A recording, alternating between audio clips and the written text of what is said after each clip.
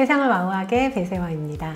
네, 이번 시간에는 GPT 사용 학습을 통한 그 실전 사례 말씀드릴 건데요. 이전 회차에서는 저희가 실질적으로 이 프로젝트를 하는 데 있어서 프로세서 형태에서의 부분을 보여드렸다면, 이번 회차에서는 조금 더 깊이 있게 이 사업에 임하는 이런 부분들을 좀 더 심도 있게 생각하는 컨셉이라든지 브랜딩에 해당되는 부분들을 조금 더 깊이 있게 심층적으로 한번 말씀을 나눠볼게요.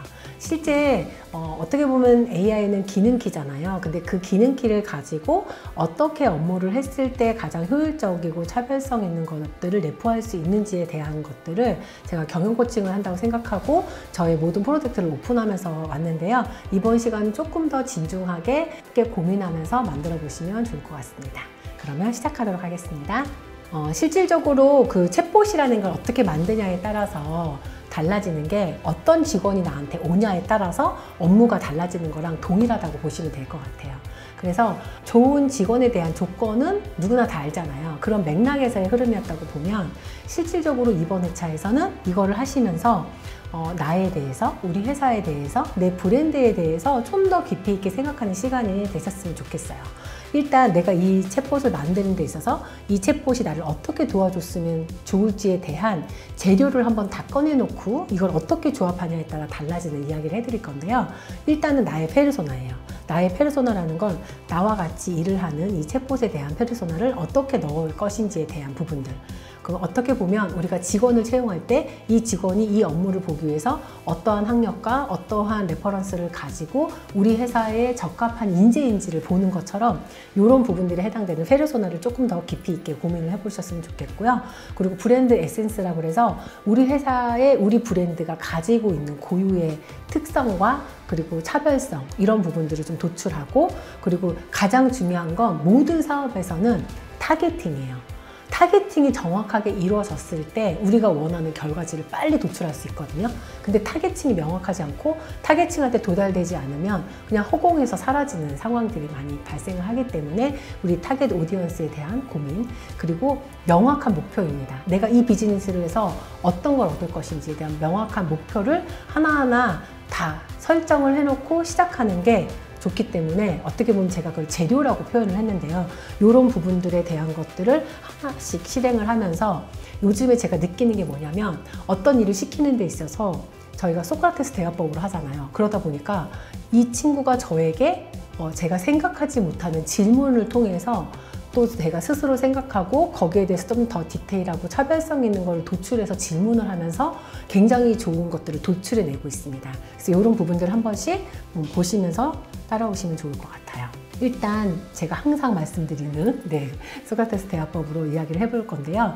저희가 이제 위벨로먼트하고 이 프로젝트를 진행하는 데 있어서 교육회사잖아요. 그러다 보니까 이 교육회사가 단순하게 교육을 하는 것이 아니라, 실질적으로 정승민 대표라는 분이 이 업을 처음에 매장 하나에서 시작을 해서 현재 500개가 넘는 점포, 그리고 해외까지 진출했을 때 얻어진 성과, 그 실질적인 성과를 가지고 이 교육회사를 만들어서 모두에게 공유하고 함께 상생하고 성장해가는 그런 교육회사를 만들자라는 취지에서 만들어졌기 때문에, 그런 부분들에 해당되는 것들을 정리를 했습니다.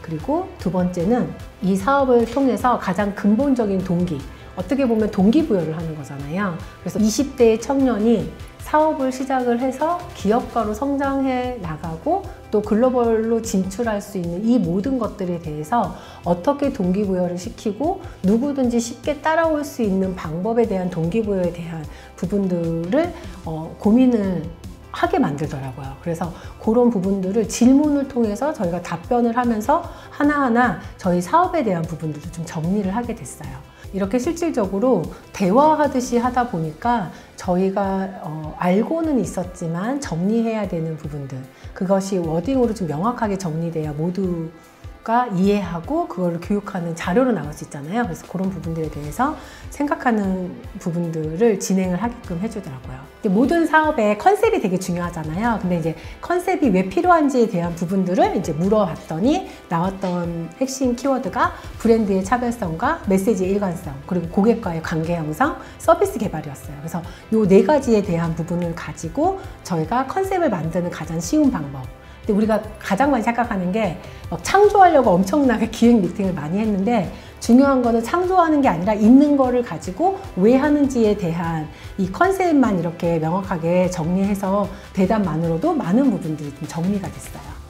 그래서 실질적으로 이러한 돌출된 것들을 넣고 이걸 이미지 구조로 바꿔주는 컨셉을 잡아달라고 이야기를 했더니 결과적으로 저희가 추구했던 이 교육 사업에서의 그 경험을 교육으로 성공을 공유하다라는 그 슬로건이 나왔고요. 이런 부분들이 저희가 실질적으로 우리였기 때문에 성공했다 이것보다는 이 부분들이 가능했던 A부터 시작했던 그 부분들에 대한 것들을 공표하는 형태가 돼서 실질적으로 이러한 매뉴얼을 하나씩 만들어가고 있습니다.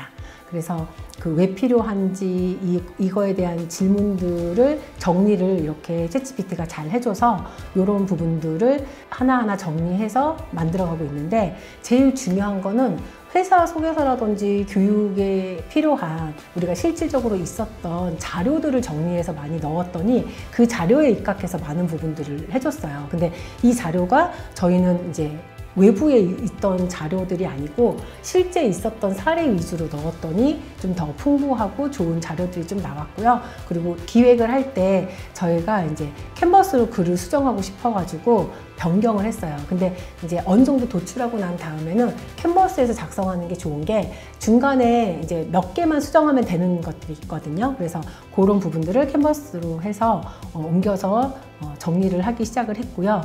편집 여기 제한이라는 것들이 오른쪽 화면에 뜨면 여기에서 이제 저희가 실질적으로 이제 캔버스라는 거에 들어가서 도구를 가지고 딱 그 수정하고자 하는 부분들만 수정해가지고 실제 이 나와 있는 이 자료에 대한 길이 조절도 가능하고요.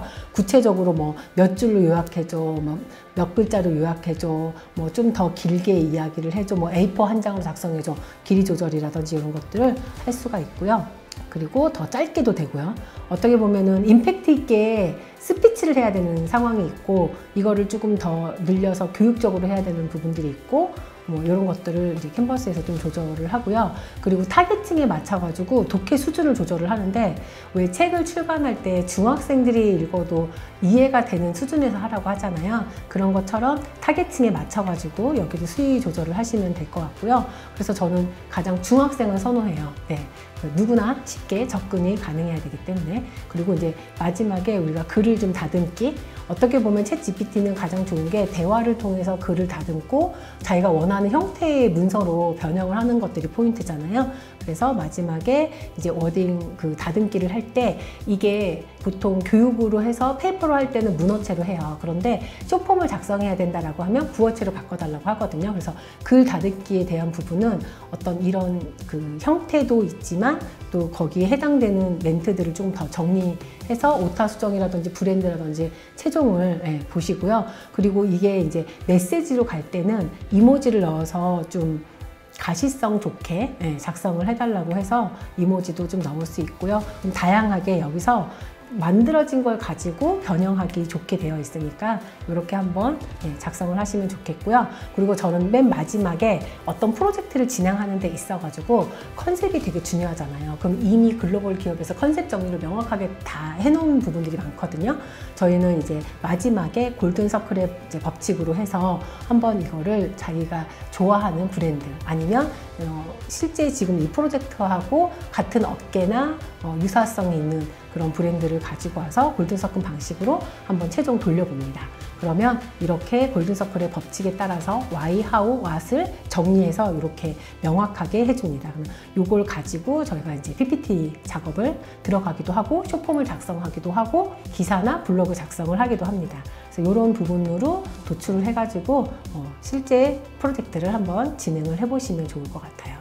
이번 시간에는 실질적인 프로젝트를 운영하는 데 있어서 캔바를 가지고 조금 더 디테일한 부분들을 다잡아가고 그리고 컨셉이나 브랜딩에 해당되는 전문적인 책이라든지 거기에 해당되는 골든서클의 법칙이라든지 이런 것들을 대입해가지고 조금 더 차별성 있게 만들어가는 프로젝트에 대해서 안내해드렸어요. 이보다도 더 좋은 것들이 많이 있는데 저희가 인용하는 방법을 알려드렸으니까요.